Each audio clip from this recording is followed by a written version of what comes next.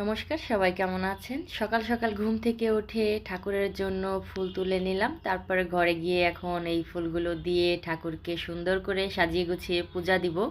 তো অনেকগুলো ফুল ফুটেছিল।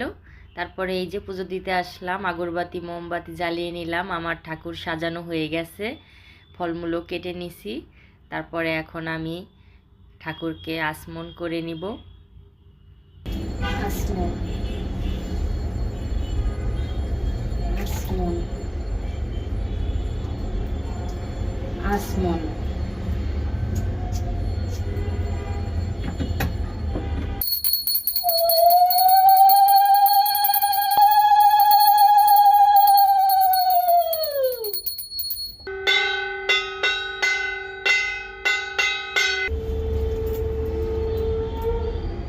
তারপর ঠাকুরকে নিবেদন করে নিলাম।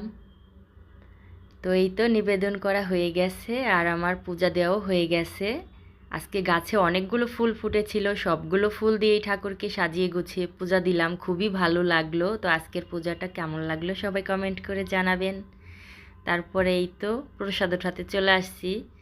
আজকে তো বাবা লোকনাথ ব্রহ্মচারীর তিরোধান দিবস।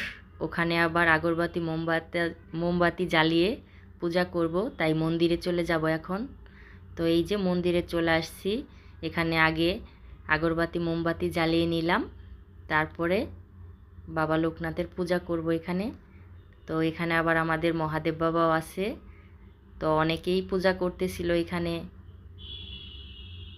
তারপরে এই যে এখন আমি